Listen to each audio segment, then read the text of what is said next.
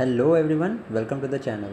So today we are going to start our new chapter in the series of Spectrum through MCQ series and हमारा आज का chapter होने वाला है Simon Commission and Nehru report. But before starting the chapter let me tell you आपको इस video में क्या मिलेगा. सबसे पहले I will explain you the summary of this chapter and then straight away we will move to the questions of this chapter. So start करते हैं with the Simon Commission. Now let us first deal with the appointment of the Indian Statutory Commission. Now just for the sake of your knowledge आपको ये बात पता होनी चाहिए कि the other name of Simon Commission was Indian Statutory Commission. Okay. Now इसका background क्या है कि जब गवर्नमेंट ऑफ इंडिया एक्ट 1919 का मॉन्टेगू क्लेम्स फॉर रिफॉर्म्स या गवर्नमेंट ऑफ इंडिया एक्ट जब ही इन्होंने इम्प्लीमेंट किया था ब्रिटिश इंडिया ने, then it had a provision that after 10 years a commission would be appointed to check the constitutional validity of this act and further to recommend the future provisions. So as per this, for scrutiny of this Government of India Act of 1919, this Simon Commission or the Indian Statutory Commission, it was established.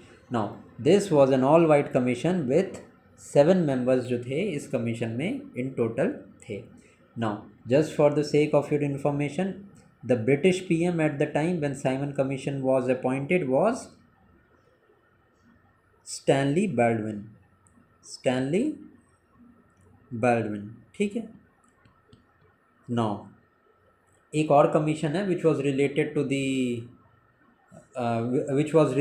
the administrative part was Muddyman Commission. ठीक है, तो मडीमैन commission का नाम आप याद रख सकते हैं.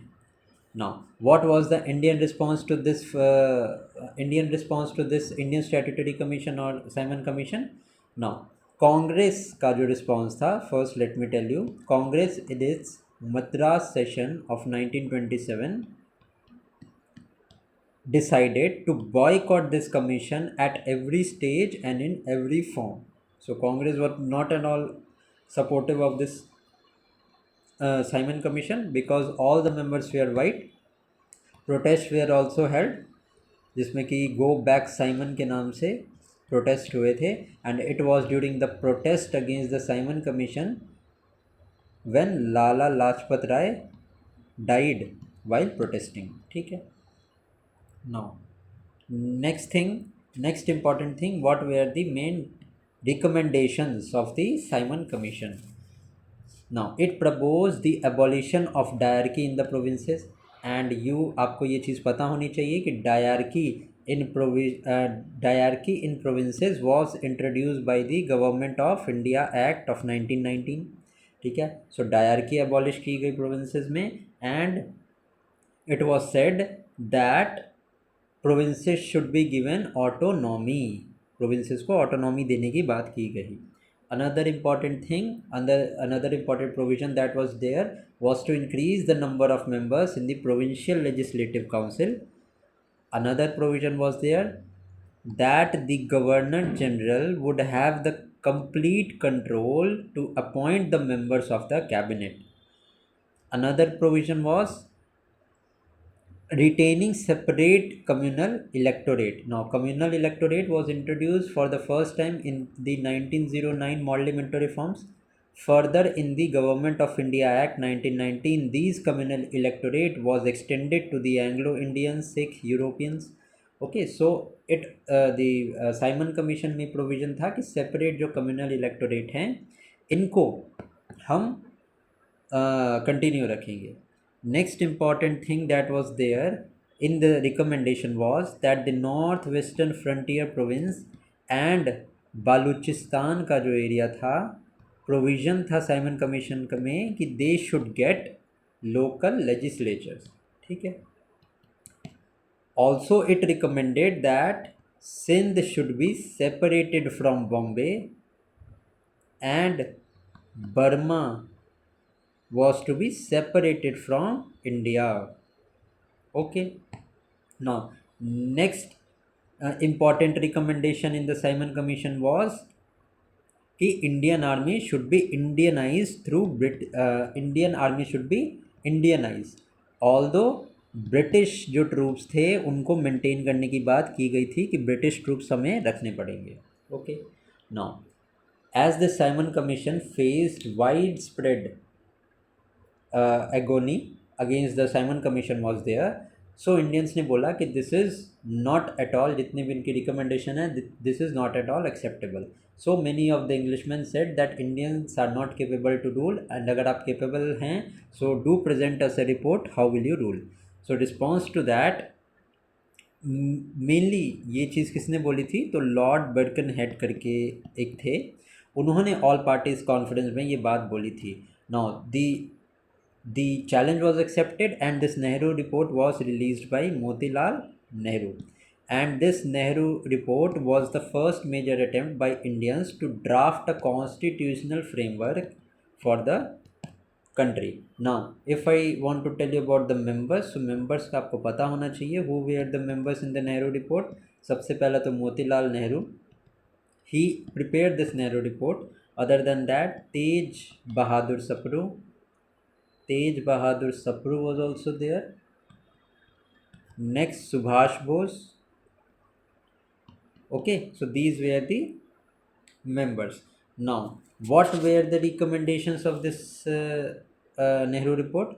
So, dominion status should be given to India on the lines of self-governing dominions. ठीक है, dominion status on self-governing lines. Second thing was rejection of separate electorate.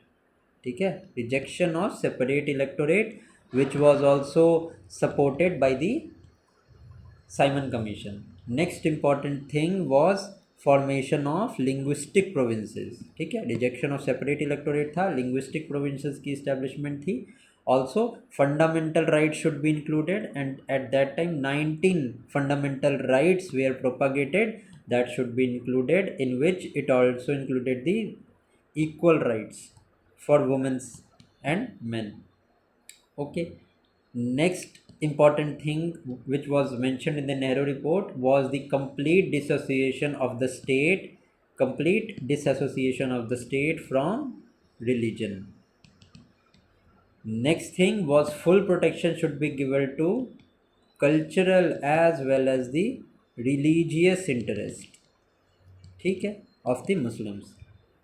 Now against this, various things happened. Delhi proposal of Muslim League was also there. Hindu Mahasabha also demanded many of the things. So these were the things that happened at that time. Now the most important thing is two of the Congress leader, namely Jawaharlal Nehru and Subhash Chandra Bose, they were not happy with this Nehru report. So ultimately they modified their goals and they launched the independence. For India League. Okay, so this Independence of India League was established by Subhash Chandra Bose and Jawaharlal Nehru. Okay, so this is the basic performer. Now next जो भी हमारे points हैं, this we will discuss in the questions that I have mentioned. So आपका over and out ये spectrum से आपका एक better तरीके से कवर हो जाएगा. ठीक है, late us now start with the questions. Now the first question is, with reference to the Simon Commission and related committees, consider the following statement. Now the Simon Commission was set up to assess India's readiness for the further constitutional reforms.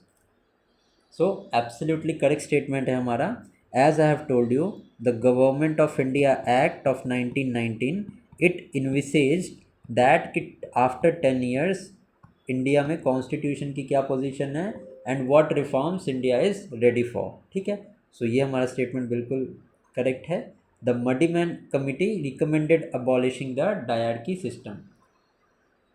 Now इस question में हमें क्या बोलना है, बताना है. इस question में हमें करेक्ट स्टेटमेंट बताना है. Now Muddiman committee recommended the abolishment of the dyarchy system. No, this dyarchy system का abolishment was given by the Simon commission. कि साइमन कमीशन ने ये बोला था कि dyarchy in the provinces should be abolished. So second statement हमारा incorrect है. जैसे ही हमारा सेकंड इनकरेक्ट है, सो बी एंड डी तो आंसर नहीं हो सकते. Let us now see the next thing. The Lee Commission proposed setting up a statutory public service commission for the superior civil service. Absolutely correct. Lee Commission is related to the civil services and it was established in the year 1924 for checking the working capabilities of the public services. So 1 and 3 बिल्कुल correct है यहाँ पे. Next is the Lillingtho Commission recommended the abolition of revenue settlement to improve the agrarian economy. Now, although Lillingtho Commission was related to agriculture, सबसे पहले तो आपको ये पता होना चाहिए.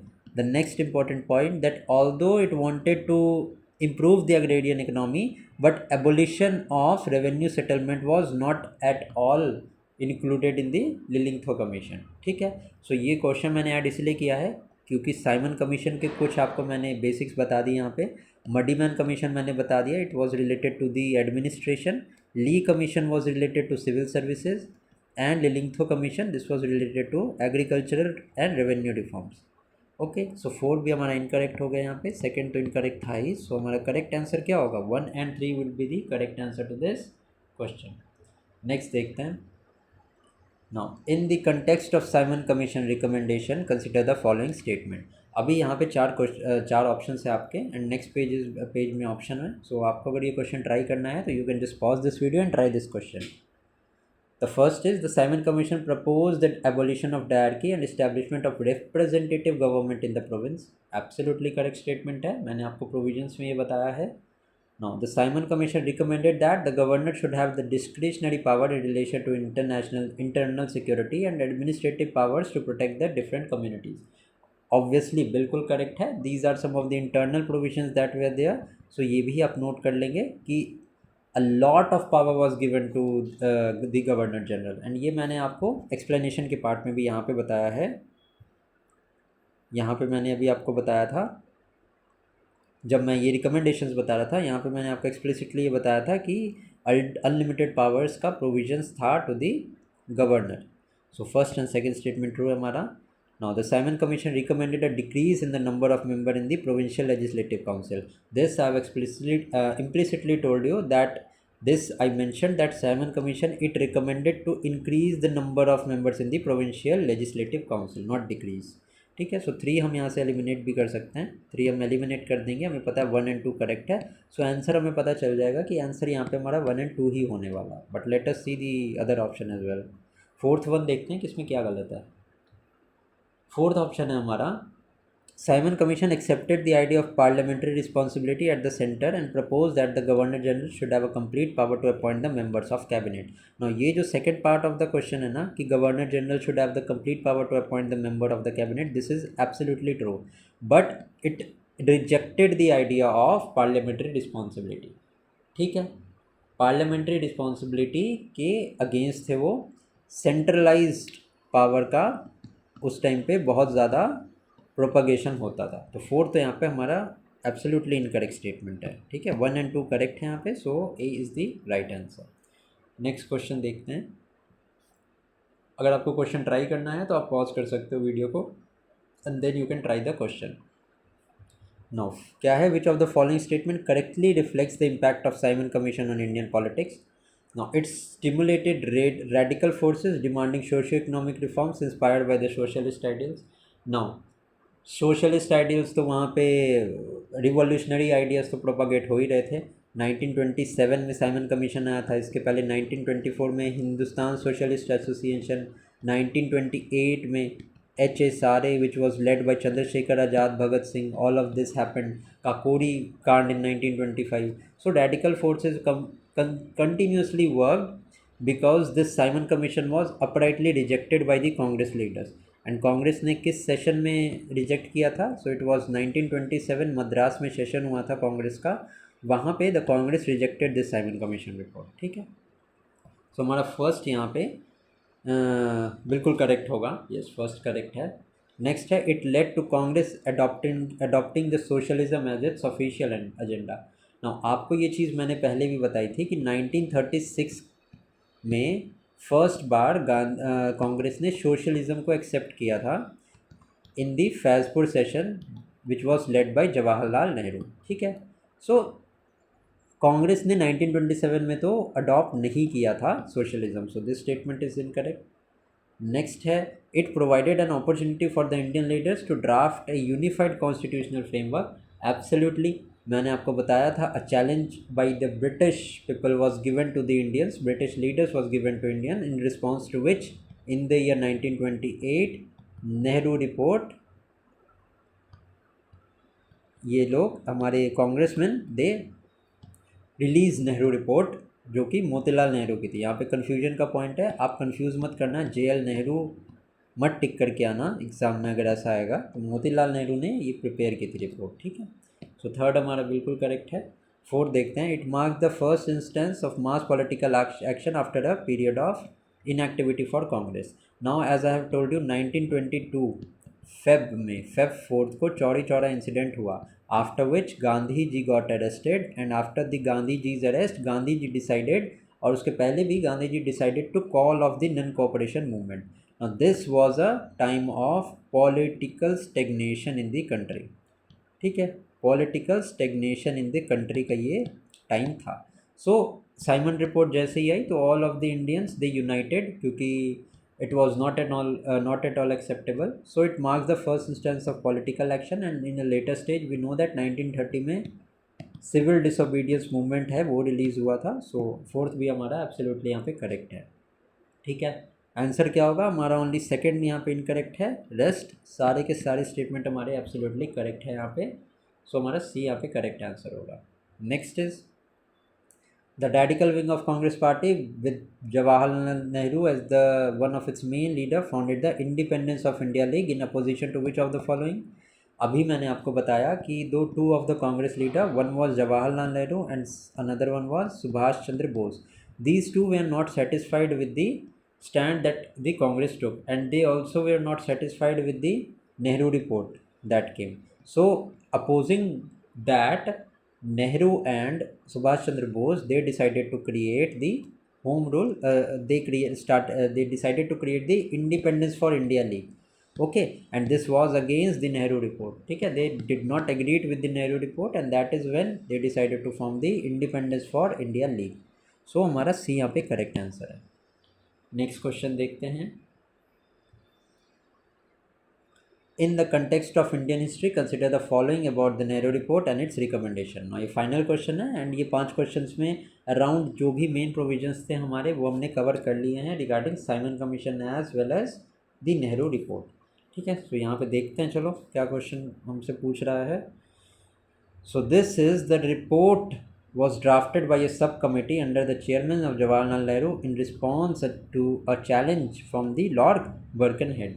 so absolutely यहाँ पे करेक्ट है, लॉर्ड बर्कनहेड ने चैलेंज दिया था जिसके अगेंस्ट में ये रिपोर्ट ड्राफ्ट की गई थी। बिल्कुल सही है, 5 का हमारा पहला जो स्टेटमेंट है वो बिल्कुल करेक्ट है। हमें क्या है इस क्वेश्चन में इनकरेक्ट स्टेटमेंट बोलना है, तो फर्स्ट तो हमारा करेक्ट है, तो इनकरेक्ट तो हो नहीं सकता। नेक्स्ट है, Nehru report recommended dominion status as the basis of constitution although section of the committee wanted complete independence instead. तो बिल्कुल करेक्ट है ये स्टेटमेंट।